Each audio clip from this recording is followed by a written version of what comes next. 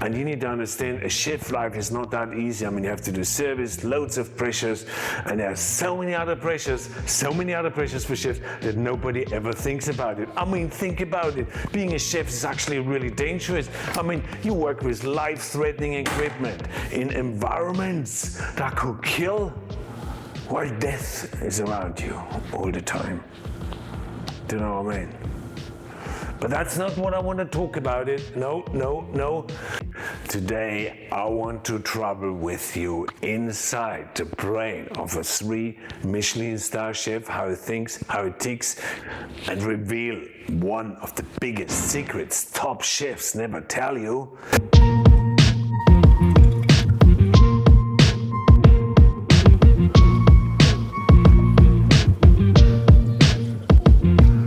Worst secret, of course, is that you just get the best ingredient that is available, you do very little to it, and you're there. Yeah, and that is true. Even Alain Ducasse says that ingredients are 70 to 80% responsible to the success of a dish. I mean, that sounds great. But what about the other 20 or 30%? I mean, is it talent? Is it experience? Is it genius? Are there secrets? If you want to be a really good cook, a really good chef, you basically need to learn what's actually happening during cooking. You know, all the hows and the whys, and that's what I teach you in my online courses, and that's what I teach you in this video. You know, chefs have chef's crushes too, you know. I have a few. One of them is Charles Robuchon. I mean, unfortunately, he's dead now, but the detail and the perfection, the way he did seafood, oh, literally, it puts goosebumps up my neck. Anyway, so inside Robuchon's brain and recreate his famous tomato sauce, and so that explain his thinking. It's pretty mind-blowing, and by the end of this video you can actually cook the best tomato sauce there is, and it's really simple. I'm not making it up. Who am I? My name is Walter Trapp. I used to manage and run some of Europe's best restaurants. Today I run my own cooking school. So let's get straight into it. Now I'm gonna go a little bit left, a little bit right, because I want to give you options to your benefit. Basically a few steps further than Robuchon, because I'm not tied into tradition, and plus times have changed, and so that I want to bring the tomato sauce on even higher heights.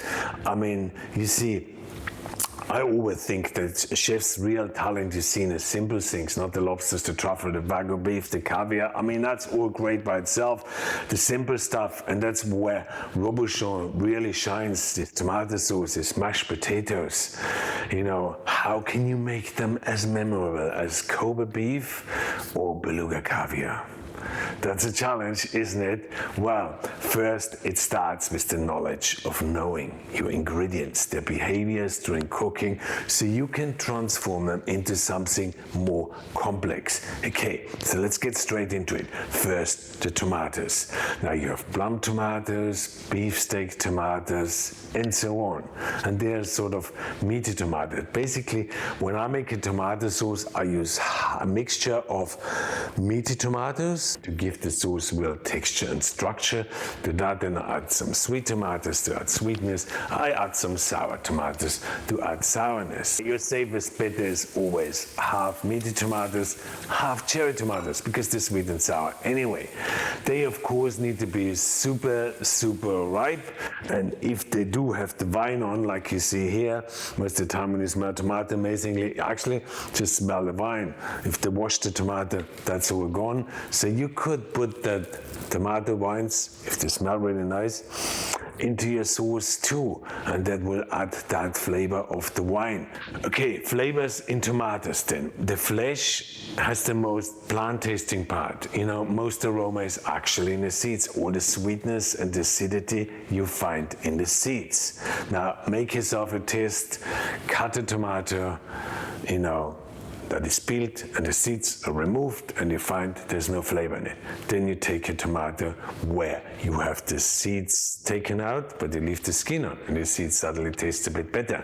Then you take a tomato slice with the seeds and the skins, and you suddenly see you have a really full and complex flavor. So the flavor is in the skin and in the seeds. And the skin, well, that's why you have all your natural MSG or glutamate. I mean, just try sun-dried tomatoes with the skin or sun-dried tomatoes without the skin, and you quickly realize the ones with the skin taste much, much more intensive. So the conclusion here is, if you peel and de-seed your tomatoes,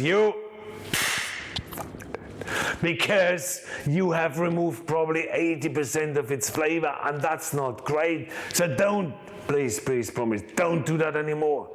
The whole tomato just tastes so much more complex. Now I could only improve that by turning it into tomato water, which is when I remove all the pulp, all the fiber, all the impurities, where I just filter out the clearest flavor, the clearest juice, and then the tomato flavor becomes extremely intense. That's why chefs like making tomato water. It is the most intense tomato flavor that you can create. But when you then cook tomatoes, like with all other cooking, you actually destroy flavors. Think about fresh tomatoes and then think about canned tomatoes. I mean, you get me? Yeah, I mean, it tastes really different. So tin tomatoes are no good on their own.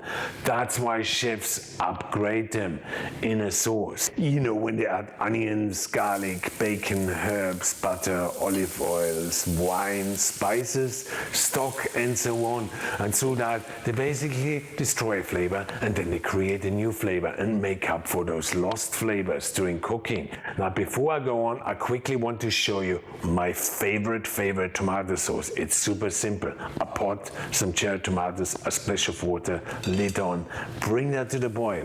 Cook it on a low heat for 10 to 15 minutes, then take the lid off. And then you put a knob of butter or olive oil in there. A little bit more is always better. You can do a touch of cream as well. Recipe is in the link below, so check it out. Blend it, season it with salt and pepper. And before I then just serve it, I add some herbs like basil and tarragon or whatever else. And it makes an absolutely magic tomato sauce that you can serve to fish, to chicken, or just to pasta. But you can make something similar, in case you don't have fresh tomatoes, where you just take a can of good quality tomatoes and then you add some cream, okay?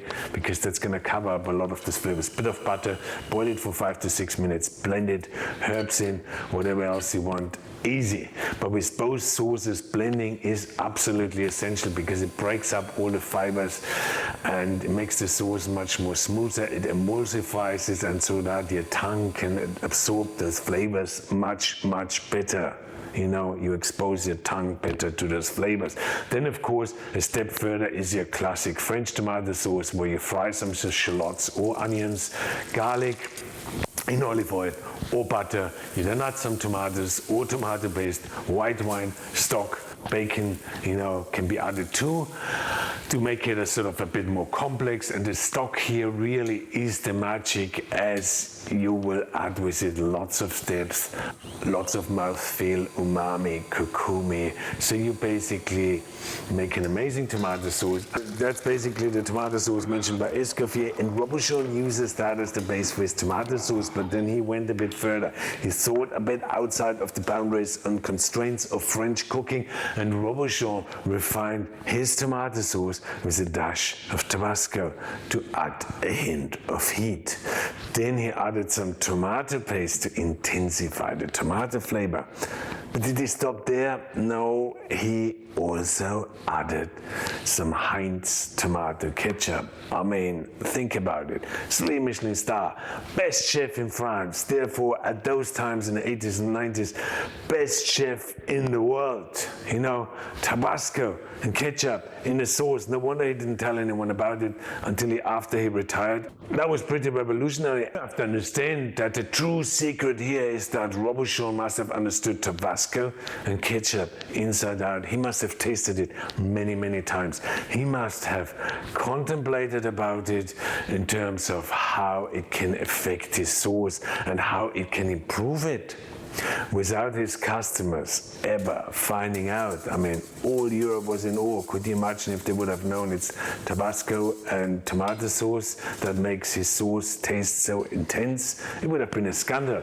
So my point here really is that a top chef tries and tries and tries. Sure, I mean, sometimes it is just gut feeling, but in most cases in the top end level, it's thinking, contemplating, memorizing, and trying before you make those moves. And it's a bit like a great general on a battlefield. I mean, check out my video on 3 sauces by 3 Michelin star chefs to see a similar process of thinking. Anyway, I did a bit of thinking myself. Sometimes I do. I mean, I do think a lot, you know. I spend time on it.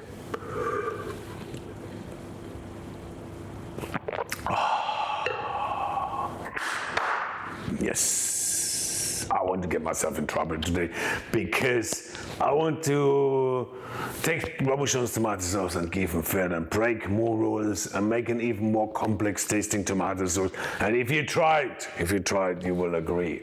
If you don't agree, well, what can I do? You will realize that this tomato sauce is spectacular.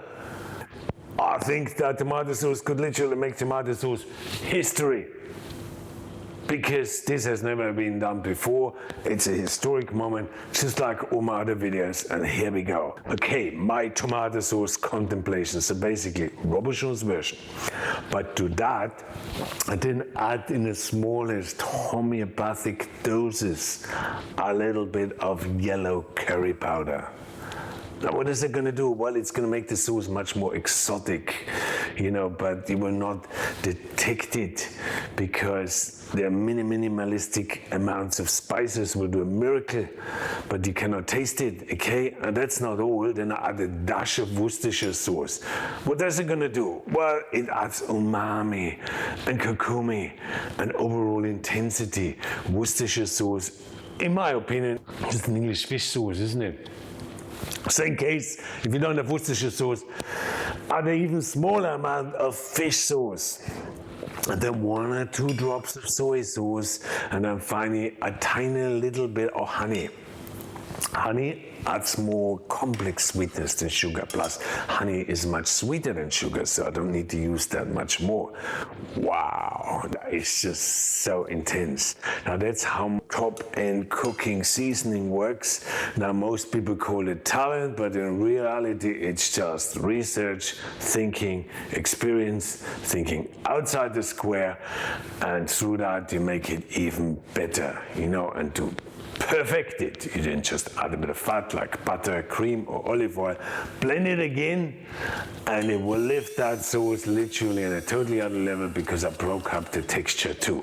Okay, the conclusion is here, you can do that to all other foods like your pumpkin soup or your bolognese or your slow cooks by adding those tiny little umami bombs like soy sauce, tomato paste, fish sauce, Worcestershire sauce.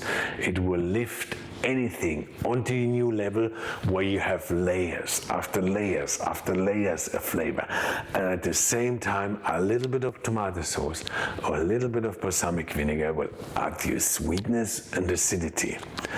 The little tiny bit of yellow curry powder could be also paprika, smoked paprika, dried mushroom, and they will just add new levels of aroma, you know, but it needs to be all in tiny amounts.